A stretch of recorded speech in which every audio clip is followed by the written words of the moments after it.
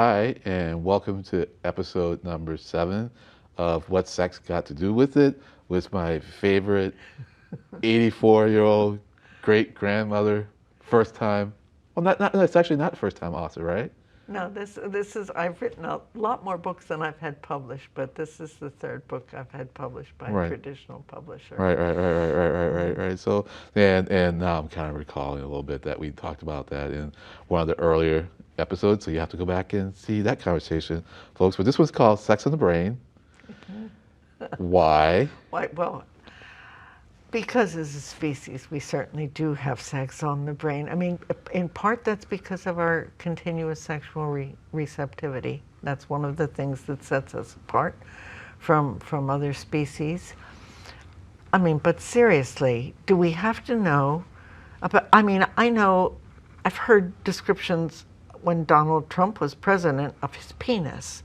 I mean, really, do we have to have that kind of information? I'm also puzzled why various political figures have to be identified by their sexual orientation. Oh, this is our first openly gay whatever. Right. We're just absolutely fascinated with other people's sex lives in ways that sometimes seem to me inappropriate. I mean, I really would rather not have read a description of Donald Trump's penis. I wish I'd never gone there. So we are a species that is we have a lot of non-reproductive sex.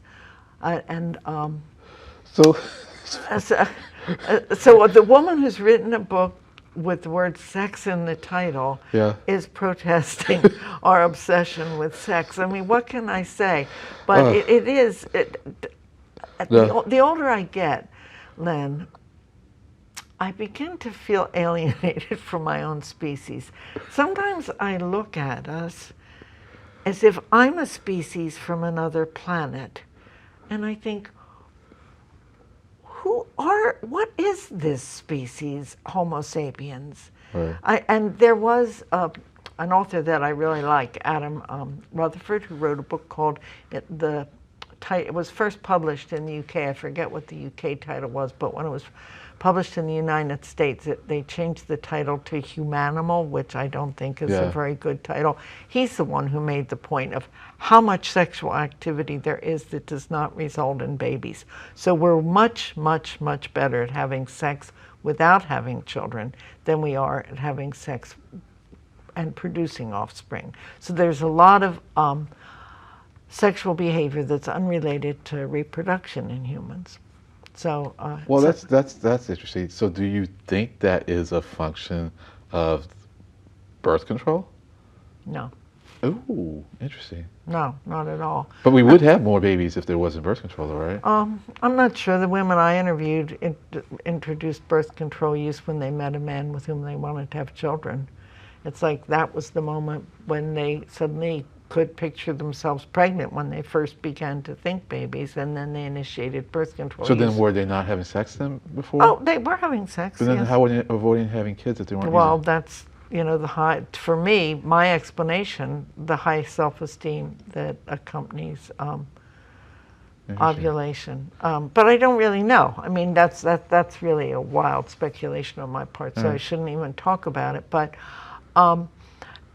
no, that's the continuous sexual receptivity that came along with the mutation that created concealed ovulation. And it's a very good pair bonding mechanism. Right. I mean, it's a very good pair bonding mechanism.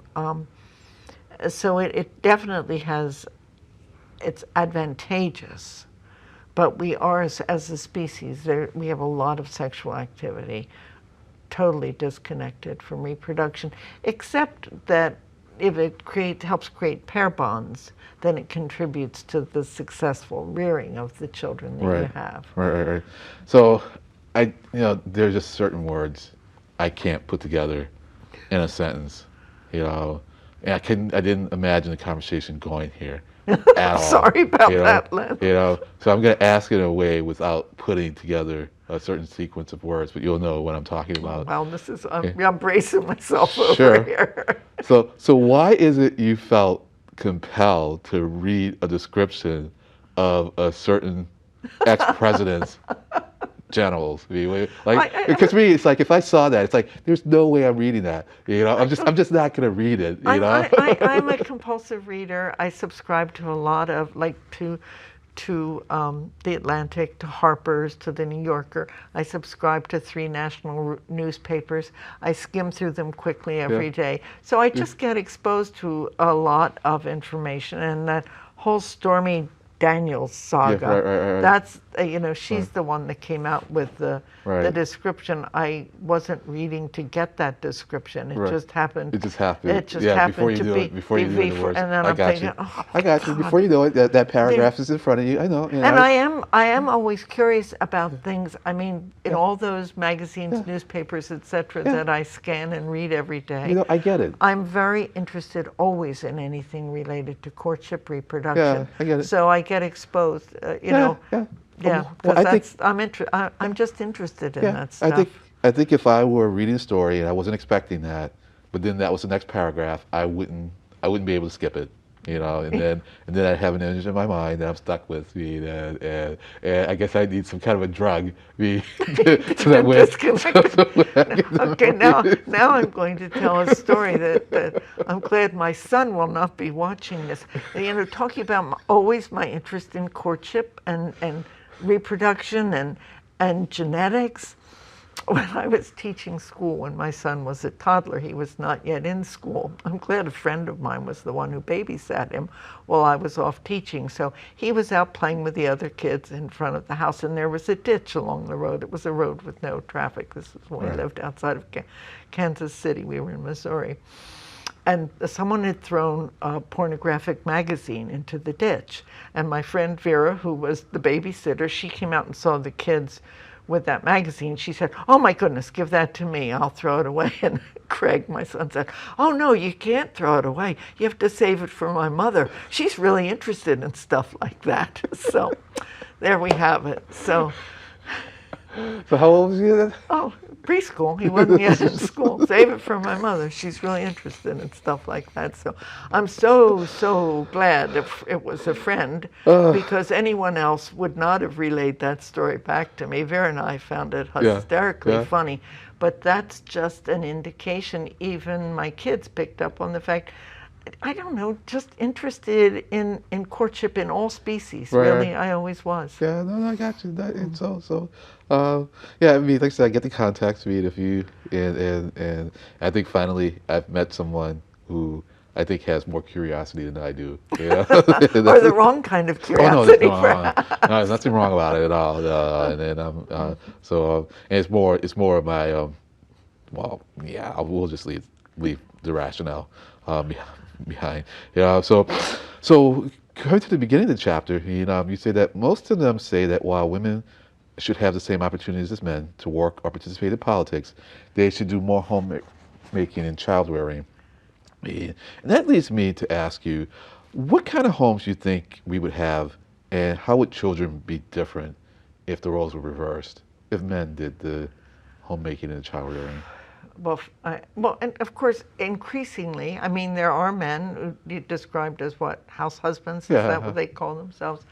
We're moving toward that, and I would actually like to see more shared domestic labor between the male and female parent, or even, I don't know how it is in gay couples, whether the division of labor is as acute as it is in heterosexual couples. But I think that we really need more economic equality before that's ever going to happen. Yeah. And I think it would be great.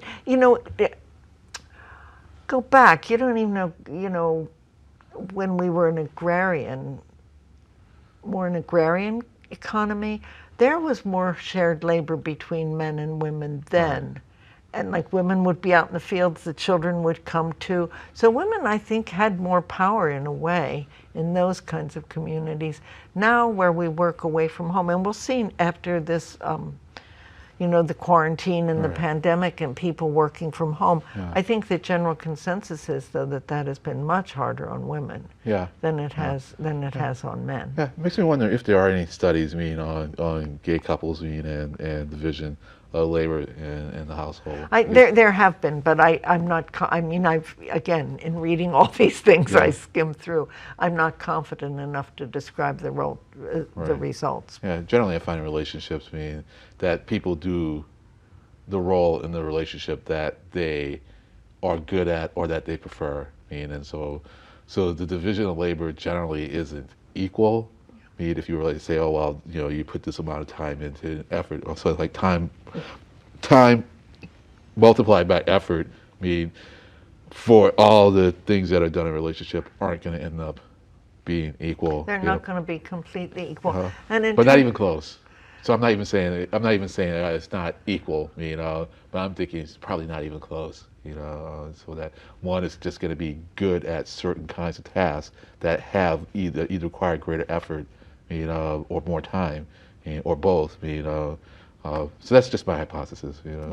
But, and of course, to get back to the biology Yeah. of it all, once sexual selection evolved as opposed to asexual selection, that's the original division of labor right there. And the sociobiologist used to have an expression which, again, these expressions give an overview, but I'm not recommending them, but they do explain something, and that is sperm is cheap, eggs are expensive. Right. And so the female has the scarce resource, which Right. is the egg. She's born with all the eggs she'll ever produce in her Right. lifetime. Men produce gazillions of sperm once they reach sexual maturity on a regular basis. So they can sort of squander sperm and not worry. A woman, once she gets pregnant, she already has a much larger investment in this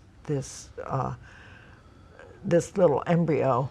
From the moment she becomes pregnant, her investment is so much larger than the man's investment. And so the person who's invested more in something becomes invested in taking care of that. And so I think that, and women, the cost of pregnancy is very, very high for women. Right. It changes our bodies. Right. It's dangerous to our health. Right. We tend to overlook the physiological impact of a pregnancy on a woman. And then when the baby is born, now if she's breastfeeding, and certainly the recent formula shortage is making, I think, more women think about the wisdom of breastfeeding, so you have that under your control. Women are more inclined to keep investing because they already have a disproportionately heavy investment in the birth of that child. I mean, once a woman, I think I say in the book even, once a woman is pregnant, her reproductive machinery is essentially frozen, certainly until the baby's born. If she's breastfeeding Right. often inhibits ovulation. Right. So until she weans that baby, she's not going to be able to get pregnant again, where theoretically, a man could impregnate a gazillion women in Right. that same period of time. A gazillion is a Yeah, bit no, of an just exaggeration. a lot. Yeah, no, Yeah. yeah. So there's a physiological basis that gets carried over. That doesn't mean I'm recommending it, as I hope anyone who reads my book realizes. I argue that there's an awful lot of our behavior that has a genetic or biological component that I think we need to learn to rise above. And that mismatch of investment is one of the behaviors. But I think it'll happen only when there's economic equity, but which we do not yet have. Gotcha. So where do I go next? I have a couple ideas here.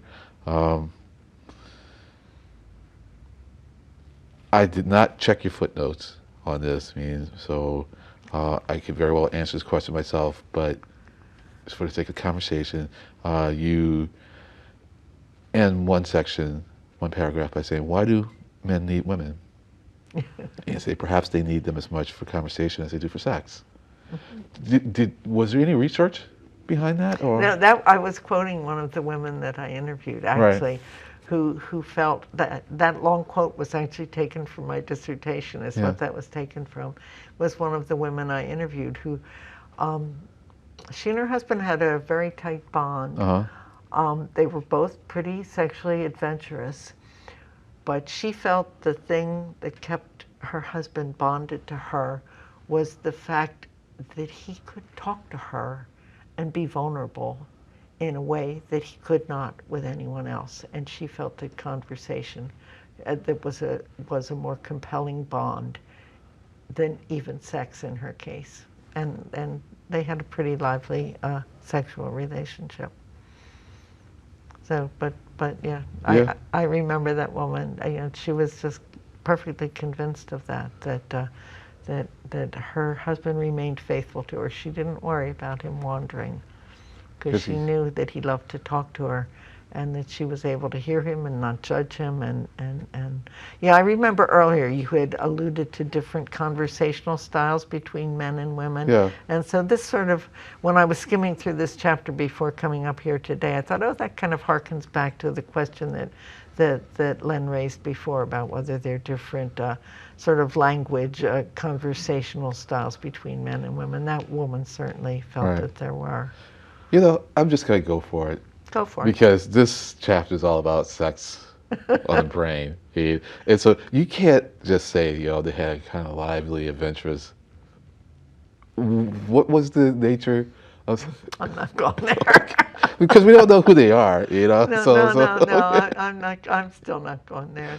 That's fine. The woman who is outraged that she knows what a certain ex-president's penis looks like. I'm not going into detail on that particular couple. Okay, all right. So You tried, Len. that's fine. No. So I'm fine. I'm fine with that.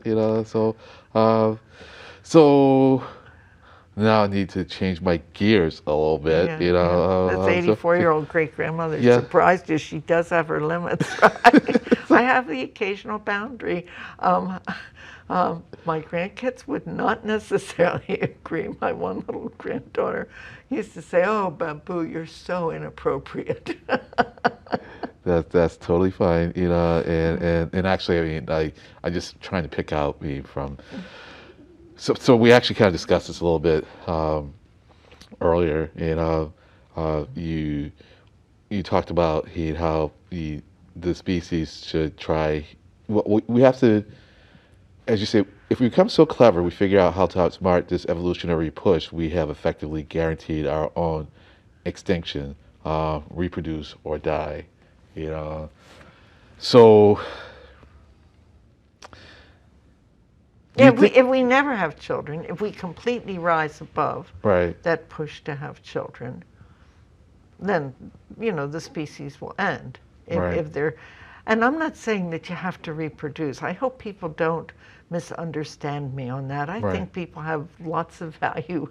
I mean, maybe a special value if they don't Right. have their own immediate children that they're investing in. They contribute to the community. They invest in nieces and nephews, other children. They make the world a better place for everybody. You don't have to reproduce to contribute mightily to who we are as a species. Right. In fact, maybe people are so intent on investing just in their own children. That's just investing in their own genes. Right. That's a kind of selfishness, the selfish gene. Richard, Right. is that his first Yeah. name, Dawkins? Yeah. The selfish gene hypothesis. So I'm not saying that reproduction is the greatest thing. But bottom line, if nobody reproduced, that would be the end of the line for the species. But you don't have to have children to make wonderful contributions to the health of the species, the immediate health of the species. I totally get where you're coming from with that. Much like when, I get it, and because there was another conversation where race could have been, it could have been implied as part of what you were saying. Right. And that wasn't at all. So I totally get that here. And, I was more so thinking about in more advanced, for lack of a better word, societies. It seems that the birth rate is below the replacement rate. And that's because humans, one of our to me, our primary reproductive and economic innovation is that we control resources symbolically. And so because of language, we create deeds, etc. Yeah. And all other species control their access to resources by defending the resources they need with their own bodies. Yeah, yeah. And since they're pretty much uniform in size and shape, Yeah. there's an equitable distribution of resources. In humans, that's not true. We control our access to resources symbolically. Yeah, and we'll be And talking so about that a lot later. once you are able to guarantee that the children you have give enough resources to make sure that they will mature and to reproductive age on their own, then you have very excellent reproductive success by having fewer children. In fact, I say that Darwinian's flaw, that one of Charles Darwin's major flaws was what I call his Malthusian bias. Right. And so this idea that reproductive success is measured by large numbers of children, I just don't buy that at all. Right. You know, I think in fact, well, maybe it's in a different chapter, so I shouldn't jump ahead. One of my favorite lines is that I'm not going to remember it. Confusing wealth with genetic superiority is a mistake made most often by those with great fortunes. Right. And Charles Darwin, of course, was part of the landed gentry. Right. So, no, humans, you know, once we have control, once we feel secure in our control of resources, we have fewer children. Right. But the issue I think that I'm raising, though, is that we have fewer than we need to replace. Right. And we're already 8 billion or close to. So I'm not particularly concerned if those of us who are doing the most consuming, which is in terms of climate, that's a problem. If those who are doing the most consuming are not achieving replacement level, I think, you know what, that might not be such a bad thing. Yeah, I hear you. I understand. And I was thinking that too. But I'm just wondering if a certain level, if there's like a threshold of economic prosperity, that then gets the species to a point where it's not replacing, and you know its birth rate is lower than its. Well, in order for that to happen, and I wish that would happen, actually, we have to have economic equity spread across the population of the world. Yeah, or at least a threshold of, because for me, it's more, it isn't that we have to, well, I mean, equity is a good word, because equity doesn't mean that it's equal. No. It just means that everyone is above the threshold where they can thrive instead of desperately try to survive. And I guess my question is, if you get to that threshold where you can thrive, does that make the species vulnerable to not reproducing enough to replace it, to keep itself going? Given that we're starting at this point with a figure approaching 8 billion, you know, that's a lot of people. And so I would actually be very glad if we fell below replacement level, and over the generations, the number of people inhabiting the planet dropped. So you think 8 billion is above the carrying capacity of the Earth? I mean, currently, with the way that we're using the resources of the planet, we're doing. You know, do you think I'm unusual in that most people, particularly people who are secure enough economically that they've already reduced the number of children they have, most people feel that population is the greatest threat to our environment. I don't feel that, but I don't think we need to have 8 billion of us. Gotcha. So I would be very, what's wrong with 5 or 6 billion? Is that the end of the world? It wouldn't be the end of the species. Yeah, I was just wondering. I don't really know what the carrying capacity of the Earth is, and I do feel though that right now everything is really based on increasing growth.